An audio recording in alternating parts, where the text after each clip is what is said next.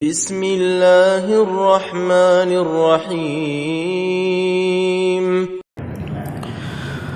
السلام عليكم ورحمة الله وبركاته.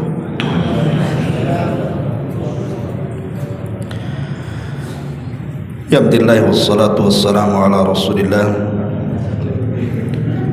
wa ala alihi wa sahbihi wa mawalah wa la hawla wa la quwwata illa billahi wa ba'du.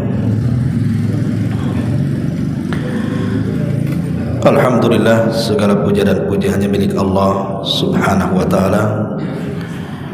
Salawat dan juga salam kita hadiahkan kepada Rasul kita Nabi besar Muhammad sallallahu alaihi wasallam.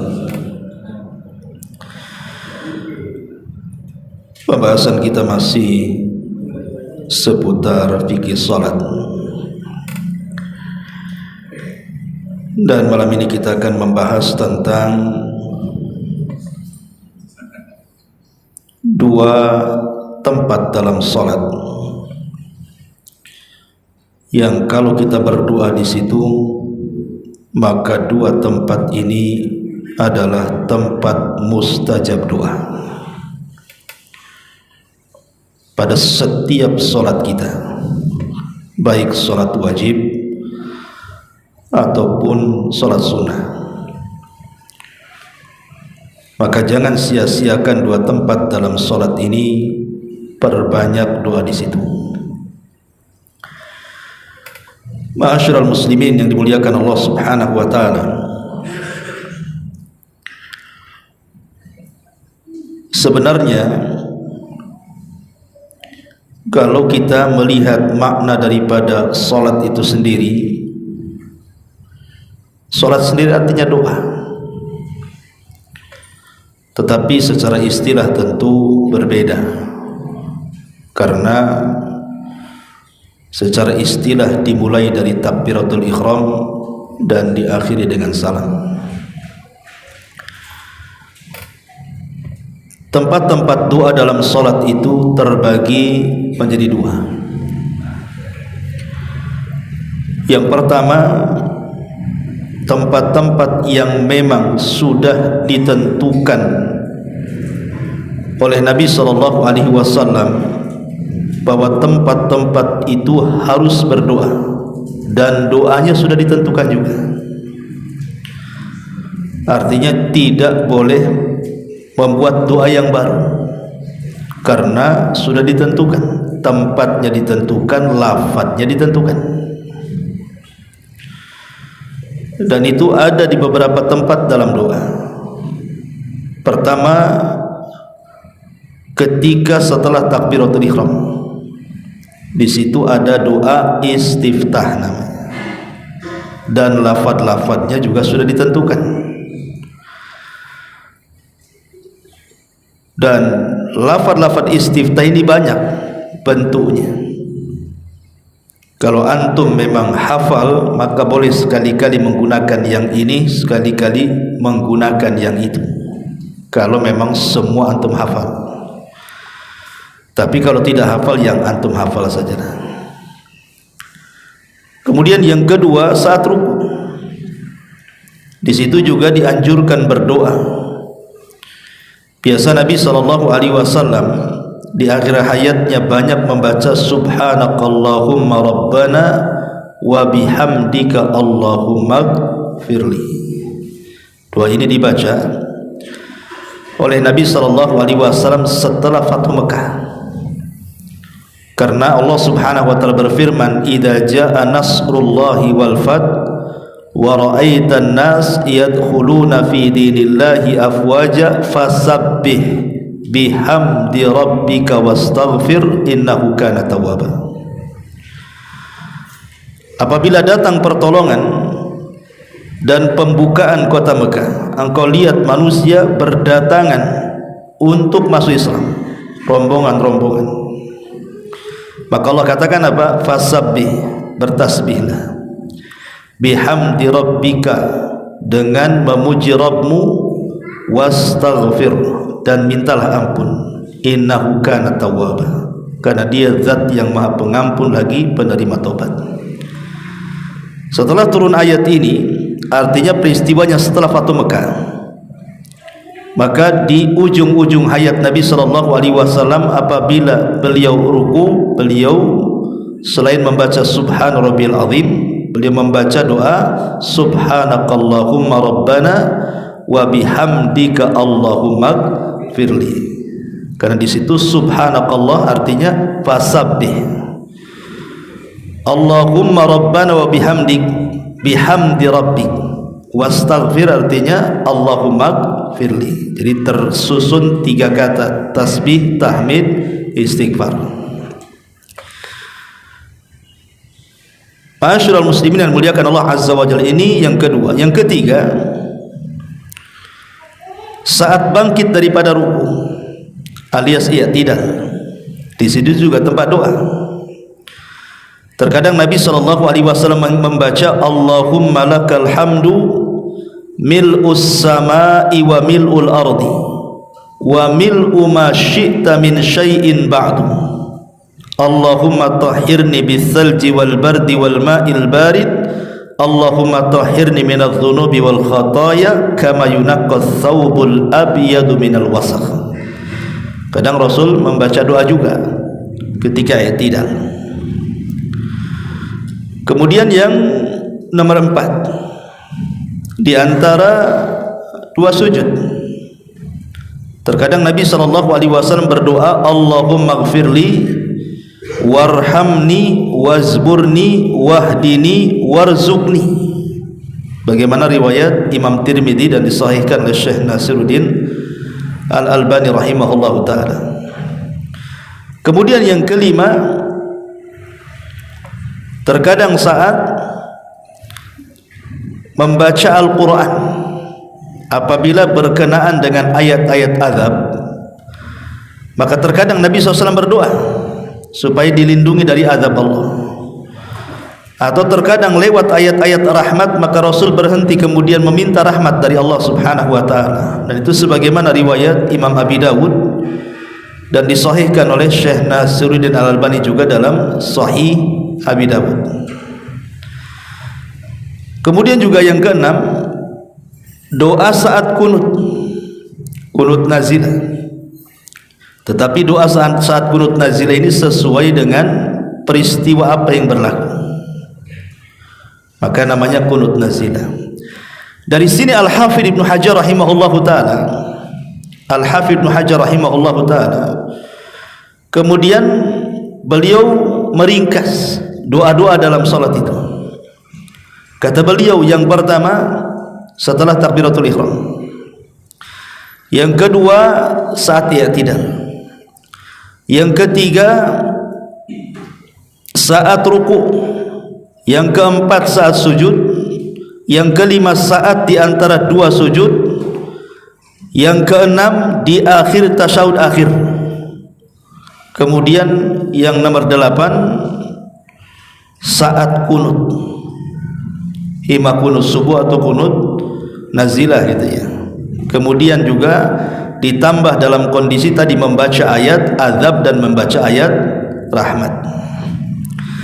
Ma'asyiral muslimin yang muliakan Allah Azza wa Jalla. Tetapi yang ingin saya jelaskan bukan ini, tapi tema yang kita akan bahas di malam hari ini adalah 2 tempat dalam solat yang kalau antum berdoa di situ maka mustajab doanya. Apa yang dimaksud 2 tempat ini? Yang pertama indas sujud, saat sujud. Inilah doa yang paling mustajab, ikhwan. Tentu maksudnya setelah antum membaca kewajiban Subhana Rabbiyal A'la, ya minimal 3 kali, yang wajib kan 1 kali. Kemudian setelah itu antum berdoa. Ini tempat yang sangat mustajab doanya. Dan yang kedua nanti saya terangkan di akhir tasyahud akhir sebelum salam. Ini waktu yang sangat mustajab, doa sebelum salam setelah tasyahud akhir. Baik, kita akan bahas satu persatu. Ma'asyiral muslimin yang dimuliakan Allah Subhanahu wa ta'ala, sering saya saya katakan bahwa posisi hamba, ketika sujud itu adalah posisi di mana dia sangat dekat dengan Allah Subhanahu wa taala. Dan itu dijelaskan dalam hadis Muslim. Kata Nabi sallallahu alaihi wasallam, aqrabu ma yakunul 'abdu min rabbih wa huwa sajidun fa aktsiru du'a. Berhubungan dengan Allah Subhanahu wa taala adalah tatkala dia sedang sujud. Maka kata Nabi sallallahu alaihi wasallam, perbanyak oleh kalian doa. Kenapa sujud itu kemudian paling dekat kita dengan Allah Subhanahu wa taala, seorang hamba dengan Allah Subhanahu wa taala? Karena dalam posisi seperti ini kita sedang menghinakan diri. Lihat kalau antum ada orang yang bersalah kemudian minta maaf sampai sujud-sujud, itu menunjukkan kan dia merasa bersalah betul dan ingin dimaafkan kan itu. Ada orang itu kalau minta maaf sampai sujud-sujud kan itu ya. Karena entah apa bagaimana lagi yang harus dia lakukan kan. Minta maaf dengan lisan sudah ditolak, minta maaf lewat orang ditolak, datang ditolak.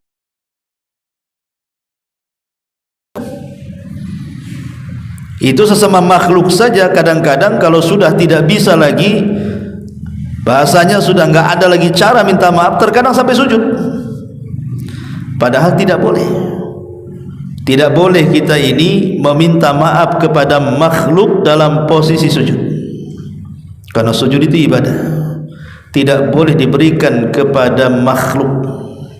Sujud itu hanya boleh diberikan kepada Allah. Kenapa demikian? Karena di antara anggota badan kita dari kepala sampai kaki, yang paling mulia itu adalah wajah. Yang paling mulia itu wajah. Makanya kenapa Rasul marang tidak boleh memukul wajah. Lah ketika kemuliaan manusia atau di tanah menunjukkan apa? Dia sedang qimmatut tadzallul, puncak dari penghambaan seorang hamba kepada Allah. Itulah puncak penghambaan seorang hamba itu, ketika meletakkan sesuatu yang sangat terhormat diletakkan di paling rendah. Makanya wajar kalau seandainya dalam posisi seperti itu seorang hamba dekat dengan Allah Subhanahu wa taala. Dalam hadis Muslim yang lainnya Nabi SAW mengatakan, ala wa inni nuhitu an aqra'al Qur'an raki'an aw sajidan. Ingatlah aku dilarang oleh Allah untuk membaca Al-Quran saat ruku dan sujud. Fa ammar ruku fa'azzimu fihi rabb. Adapun dalam kondisi ruku, agungkan Allah di situ. Wa amma sujud, adapun sujud, fajtahidu fid du'a faqaminun an.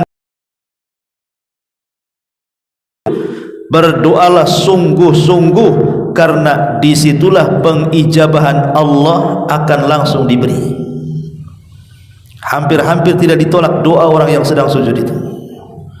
Maka jangan sampai setiap posisi sujud dalam solat kita lewatkan begitu saja. Apalagi memang kondisi sujud itu adalah kondisi yang setan paling tidak suka melihat kita. Jadi dalam gerakan solat dari takbiratul ihram sampai salam itu, posisi yang paling tidak disukai setan itu dalam posisi sujud. Makanya setan ini kalau ada melihat hamba Allah Bani Adam sedang sujud, dia nangis. Saya nangis iblis itu. Dan iblis mengatakan, ya wailah, duhai celaka aku. Umira ibnu Adam bisujud fasajada falahul jannah. Orang ini diperintahkan Allah sujud, dia pula sujud, dia masuk surga. Wa umirtu bisujud fa abaitu faliyannar. Tapi ketika Allah memerintahkan aku sujud, aku pula enggan sujud, Allah janjikan neraka pada aku, katanya. Jadi dalam posisi sujud itu setan tersakiti dengan kita itu. Makanya harus betul-betul sujud itu jangan asal-asalan. Ya, harus betul-betul mengikuti anggota rukun sujud. Dua kaki, dua lutut, dua tangan, dahi dan hidung harus nempel betul-betul. Jangan ketika sujud kakinya pula terangkat.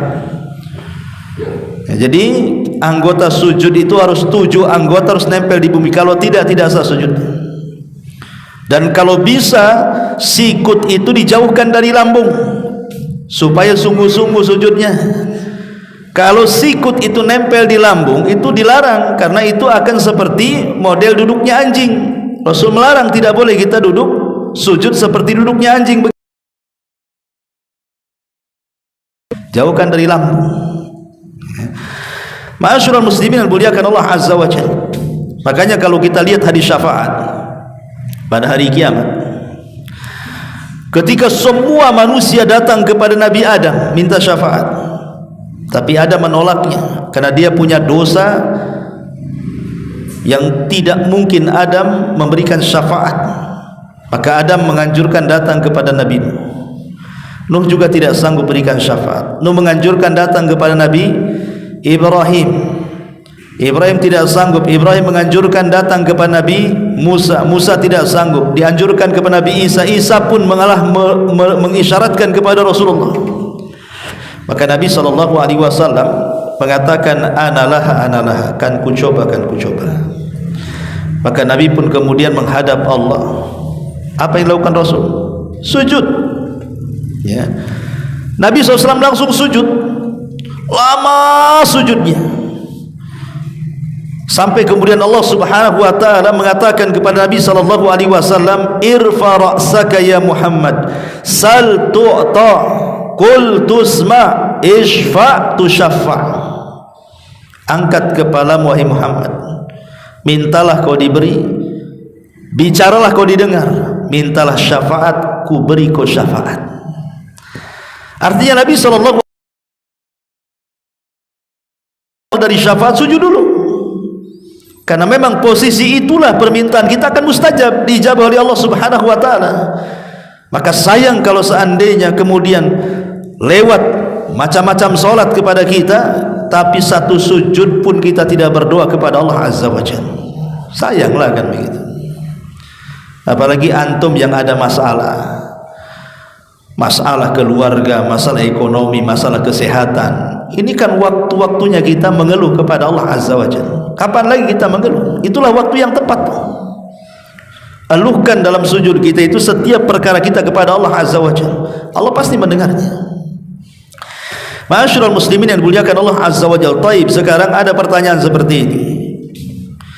Ustaz, apakah doa dalam sujud itu setelah membaca Subhan Rabbiyal A'la, apakah harus menggunakan bahasa Arab? Pertanyaannya, boleh enggak saya pakai bahasa Melayu, bahasa Jawa, bahasa Padang, bahasa Alor? Serah. Boleh enggak menggunakan bahasa daerah? Atau harus bahasa Nusantara, Indonesia? Intinya boleh enggak berdoa selain bahasa Arab? Maka para ulama mengatakan, idza kana al-musalli yuhsinu ad-du'a bil lughatil arabiyyati fala yajuzu lahu ad-du'a bi ghairiha. Kalau dia memang lancar bahasa Arab, pandai berbahasa Arab, maka tidak boleh dia berdoa dengan selain bahasa Arab. Kalau antum sudah belajar bahasa Arab, bisa lah kan antum mengutip doa-doa Quran, doa-doa hadis, atau mungkin doa yang antum rangkai di bahasa Arab kan, begitu kan, maka itu lebih baik lagi. Lakin akan tetapi idza kana al-musalli ajizan anid du'ai bil lughatil arabiyyati fala mani'a minad du'ai bil lughatihi. Tapi kalau memang orang yang salat itu lemah, orang awam, tak bisa suruh bahasa Arab, ngaji pun tak tahu, suruh bahasa Arab makin tak bunyi, ya. Kalau memang dia tidak fasih, tidak memang jahil, tidak bisa, seorang itu berdoa dengan bahasa masing-masing, tidak ada masalah, bahasa masing-masing. Walaupun tidak syak lagi, ikhwatul fillah muliakan Allah Azza wa Jalla, memang di sini ada khilaf ulama, ada khilaf tajam di antara ulama, apakah dalam salat itu harus menggunakan bahasa Arab atau tidak. Dalam mazhab Malik memang tidak boleh. Dalam mazhab Malikiyah tidak boleh kecuali bahasa Arab. Tapi pendapat yang kuat wallahu alam bahwa boleh kita ini berdoa dengan bahasa selain bahasa Arab bagi yang tidak pandai berbahasa Arab. Saya akan sebutkan alasannya. Satu, karena doa di dalam sholat itu bukan rukun, bukan wajib. Ya, yang wajib itu kan subhana rabbiyal a'lanya. Tapi selepas itu doanya tidak masuk kewajiban, tidak masuk rukun. Artinya ketika ini bukan wajib, ini bukan rukun, berarti boleh seseorang tidak harus menggunakan bahasa Arab. Ya, ini menurut pendapat yang kuat wallahu a'lam. Yang kedua, bahwa perkataan haramnya menggunakan selain bahasa Arab yang dikemukakan oleh mazhab Maliki itu tidak ada dalil sama sekali. Tidak bolehnya menggunakan bahasa lain. Kemudian yang ketiga, bahwa Allah Subhanahu wa taala menciptakan annallaha huwal khaliqul lughat jami'an. Allah yang menciptakan semua bahasa. Yang menciptakan bahasa siapa? Allah. Ya. Sehingga kemudian tidak mesti kemudian kalau doa selain bahasa Arab itu tidak menunjukkan mengagungkan Allah. Tidak mesti mengagungkan Allah, kan tidak mesti bahasa Arab. Bahasa selain Arab saja bisa mengagungkan Allah Subhanahu wa taala. Kemudian yang keempat, bahwa Islam ini adalah risalah untuk orang Singapura, Malaysia, satu dunia. Sementara tidak semua berbahasa Arab kan gitu. Ada orang-orang yang tidak bisa berbahasa Arab. Lah karena Islam juga risalah bagi semua alam, dan semua alam itu juga berselisih cara ngomongnya dengan berbagai macam bahasa dan jenisnya, sehingga tidak ada masalah menggunakan selain bahasa Arab bagi yang tidak bisa bahasa Arab. Kalau seandainya yang kelima, kalau seandainya disyaratkan doa itu harus pakai bahasa Arab, nanti sulit ikhwan. Nanti yang berdoa itu yang bisa bahasa Arab aja jadinya. Kalau seandainya syarat doa harus bahasa Arab, berarti orang Arab yang berdoa. Antum orang kampung pisang sini nggak bisa berdoa lah pakai bahasa Melayu kan, itu ya kan. Gimana pula kan. Ya, jadi akan sulit ya, masyaqqah gitu. Makanya pendapat yang kuat wallahu alam bahwa berdoa dengan selain bahasa Arab dibolehkan bagi yang tidak yuhsin al-lughatal arabiyyah, yang tidak pandai berbahasa Arab. Taib. Dari sini kita katakan boleh berdoa selain Arab. Pertanyaan kedua, di mana letak doa? Apakah dalam hati ataukah di lisan? Sekarang kita sudah katakan pendapat yang kuat wallahu alam boleh. Pertanyaannya, boleh enggak diucap? Umpamanya ketika sujud, subhana rabbiyal a'la, subhana rabbiyal a'la, subhana rabbiyal a'la, kemudian antum katakan, ya Allah, utang saya banyak kali, ya Allah, tolonglah kasih jalan keluar. Kayak ngomong gitu kan ketika sujud. Ataukah diam saja diomongkan dalam hati? Pertanyaannya di sini. Maka para ulama mengatakan bahwa doa itu harus dengan lisan, baru dikatakan kalam. Kalau dalam hati itu. Tetapi ulama mengatakan bahwa al-adhkar wal ad'iyata wal aqwal al-masyru'ata la budda fiha min harakatil lisan. Zikir, doa atau perkataan-perkataan yang disyariatkan mengharuskan ada gerakan lisan. Gerakan lisan. Ya minimalnya kitalah yang dengar, orang enggak usah tahu. Ya. Jadi di sini bahwa ketika kita berdoa saat sujud itu bukan dalam hati tetapi dalam lisan, digerakkan lisan kita. Ngomong apa kita, mau apa di situ, ngomong di situ. Tapi jangan kencang-kencang, nanti kedengaran orang sebelah. Kan itu. Tahu banyak utang ini. Kenapa? Doanya tuh nampak dengar kan gitu kan. Nah, jadi intinya bahwa cukuplah hanya kita dengan Allah yang tahu, tapi digerakkan lisan itu. Supaya itulah bentuk doa dan zikir itu. Ma'asyiral muslimin yang dimuliakan Allah Azza wa Jalla. Pertanyaan yang ketiga, apakah doa dalam sujud itu dikhususkan pada rakaat terakhir? sujud terakhir, karena kita sering melihat ya, kalau sujud rakaat pertama slow, rakaat kedua slow, rakaat ketiga sudah lama kali. Kau ditanya kenapa kau lama? Sedang berdoa katanya. Apakah memang seperti itu? Mengkhususkan doa itu hanya di sujud terakhir. Asy-Syaikh Ibnu Utsaimin rahimahullahu taala pernah ditanya tentang hukum italatus sajdatil akhirati fi salati min ajli doa, memanjangkan sujud dalam sujud akhir salat karena sebuah doa, apakah termasuk sunnah atau tidak? Maka beliau mengatakan tidak termasuk sunnah. Li'anna sunnata an takuna af'alus salati mutaqaribah. Karena di antara sunnah salat itu, antara perbuatan salat satu dengan perbuatan salat yang lainnya, waktunya itu harus sama. Kalaupun selisih sedikit ya.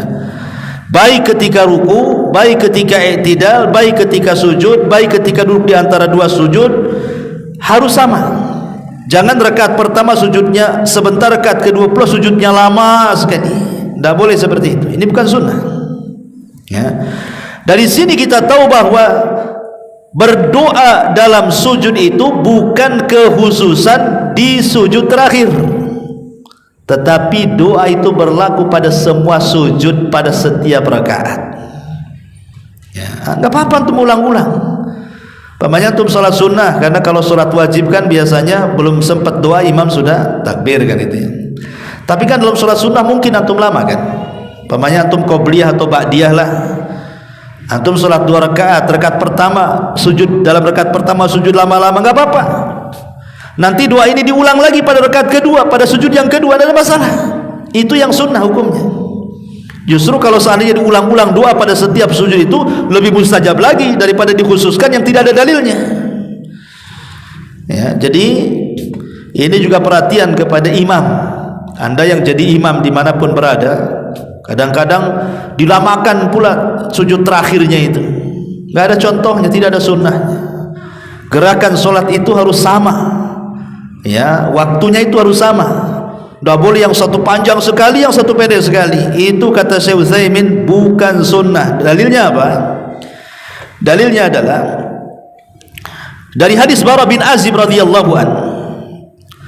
Kanat salatu Rasulillah sallallahu alaihi wasallam wa ruku'uhu wa idza rafa'a ra'sahu minar ruku'i wa sujuduhu wa ma baina sajdataini qariban minas sawa, katanya. Kata Bara bin Azib radhiyallahu an, adalah salatnya Rasul ketika ruku, kemudian mengangkat kepala dari ruku, kemudian sujud, kemudian duduk di antara dua sujud, itu waktunya sama. Dari sini apa? Tidak boleh memanjangkan yang satu, memendekkan yang lain, gitu maksudnya. Kalau ingin berdoa ya berdoa pada setiap sujud lah. Dan ini sangat mustajab kan gitu. Kenapa harus ditentukan di akhir sujud? Ma'asyiral muslimin yang dimuliakan Allah Azza wa Jalla, inilah di antara keajaiban doa di dalam sujud. Lah sujud sendiri walaupun tidak berdoa ikhwan, itu keutamanya banyak. Anggaplah antum hanya membaca kewajiban saja, subhana rabbiyal a'la. Sujud sendiri kata Nabi SAW, tadi saya sebutkan itu posisi paling dekat dia dengan Allah. Kemudian yang kedua, bisa menggugurkan kesalahan-kesalahannya, dicatat kebaikan-kebaikannya, diangkat derajat-derajatnya. Dan itu berdasarkan hadis Abi Dzar Al-Ghifari radhiyallahu an yang disahihkan oleh Syekh Nasiruddin Al-Albani rahimahullahu taala, man sajada lillahi sajdah kataballahu lahu biha hasanah wa hutta anhu biha khati'ah wa rufi'a lahu biha darajah. Siapa yang sujud satu kali, Allah catat satu kebaikan, Allah hapus satu kesalahan, Allah angkat satu derajat. Bahkan Nabi SAW mengatakan, apabila seseorang itu sholat, maka Allah letakkan dosa di kepala dan pundaknya. Apabila dia sedang ruku, maka dosa yang di pundaknya jatuh. Apabila dia sedang sujud, maka dosa yang di kepalanya jatuh. Dan ini berdasarkan hadis Nabi sallallahu alaihi wasallam, ya. Kata Nabi sallallahu alaihi wasallam dalam sebuah hadis, jadi Allah Subhanahu wa taala, as-salatu utiya bidzunubihi kulliha fawudiat ala atiqihi fakullama raka'a wa sajada tasaqatat anhu. Jadi setiap salat itu akan datangkan dosa-dosanya, kemudian diletakkan di antara kepala dan bahunya. Apabila dia ruku dan sujud, berjatuhanlah dosa-dosa kita itu. Jadi sujud ini tanpa doa saja keutamanya luar biasa itu kan. Bahkan Nabi SAW ketika Rabi'ah ibn Ka'ab al-Aslami yang banyak membantu Rasul, anak kecil itu, kemudian Rasul mengatakan, kau sudah banyak membantuku wahai Rabi'ah, minta sesuatu kepada aku. Kata Rabi'ah, ya, aku hanya ingin menjadi temanmu di sorga. Kata Rasul, baik, tetapi tolong bantu keinginanmu, perbanyak sujud, katanya. Ya, jadi sujud adalah satu jalan menuju sorga Allah Subhanahu wa taala. Ini yang pertama, letak doa yang sangat-sangat mustajab adalah saat sujud. Pada setiap sujud dalam rakaat, baik pada solat sunnah atau pada solat wajib. Ini yang pertama. Yang kedua, doa di akhir tasyahud. Doa di akhir tasyahud. Doa di akhir tasyahud, Nabi sallallahu akhtar minal mas'alati ma tasha. Kata Rasul dalam riwayat Muslim, setelah kita ini membaca tasyahud, maksudnya at-tahiyat sampai kepada syahadat, sampai kepada solawat, kemudian kita membaca 4 perlindungan dari azab jahanam, azab kubur, fitnah kehidupan dan kematian, dan fitnah dajjal. Setelah itu kata Rasulullah, "Tsumma litakhtar minal mas'alati ma tasha." Kemudian kalian tinggal pilih doa mana saja yang terkait dengan masalahmu, doa di situ sebelum salam. Kira-kira antum ada masalah apa? Ya, masalah keuangan, masalah kesehatan, masalah ekonomi, masalah apa? Masalah keluarga, jomblo tak kawin-kawin, ya, duda tak kawin-kawin juga. Ada masalah apa antum? Minta di situ. Minta di situ, ya Allah, carikan aku jodoh yang cantik, yang kaya, yang nasab, yang ustazah. Ana pun mau kalau gitu. Jangan anda. Ya enggak masalah kan gitu ya. Enggak masalah, mintalah doa kepada Allah Azza wa Jalla. Tidak ada yang mustahil bagi Allah Azza wa Jalla. Ya. Ma'asyiral muslimin yang dimuliakan Allah Azza wa Jalla. Para ulama mengatakan, i'lam anna du'a ba'da tasyahudil akhir masyru' bidakhilah. Doa setelah tasyahud akhir itu disyariatkan tanpa khilaf para ulama. Wa'lam anna hadad du'a mustahabbun laisa biwajibin. Ketahuilah bahwa doa di akhir tasyahud itu sebelum salam bukan wajib, tetapi hanya sunnah saja.